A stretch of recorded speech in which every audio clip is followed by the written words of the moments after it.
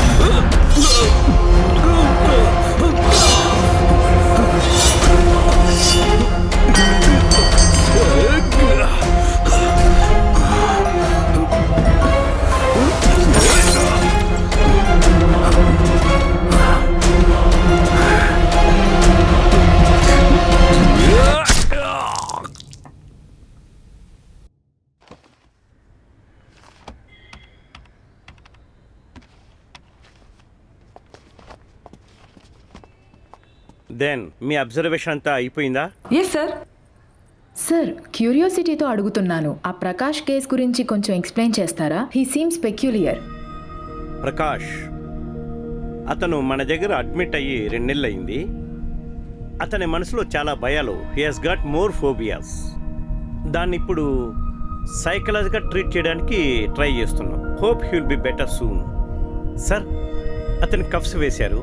మళ్ళీ అతని వల్ల ఏదైనా ప్రాబ్లమా? You won't believe it.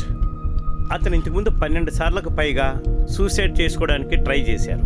So he's on suicide watch. So we have to restrain him. We have no other choice. 24/7 మనం అతన్ని అబ్జర్వ్ చేస్తున్నందున మనం అతనికి కఫ్స్ వేసే ఉంచాలి. It's for his own safety.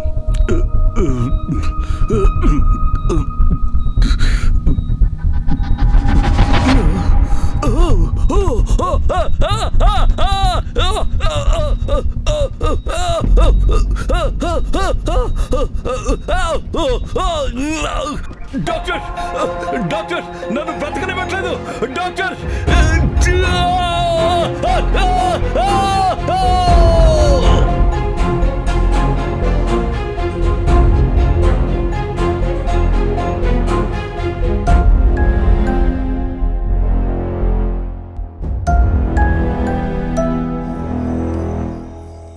Prakash నేను చూసిన వాళ్ళలో చాలా ప్రత్యేకమైన వ్యక్తి. ఒక అమాయకమైన అమ్మాయిని హత్య చేసి చంపాడు. తను చేసిన తప్పులన్నింటినీ మర్చిపోయి ఏమీ తెలియని వాడిలాగా ఇక్కడికి వచ్చాడు.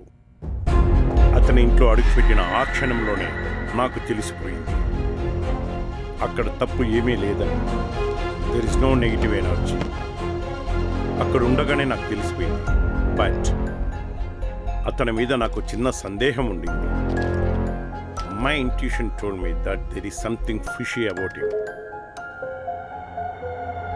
నేను అతని ప్రవర్తనను డీప్గా అనలైజ్ చేశాను. నా సందేహాలు మక్కికి మక్కి నిజమని అర్థమయ్యాయి.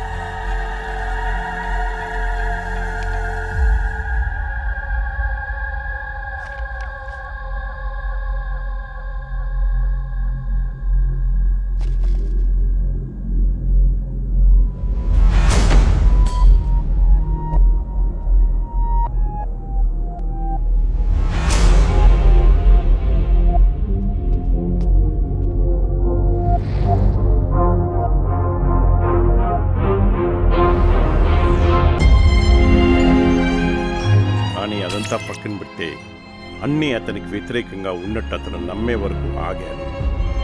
I gave him time and it worked out. నేను అనుకున్నట్టుగానే నా ముందుకు వచ్చాడు. అన్ని నిజాలు చెప్పాడు.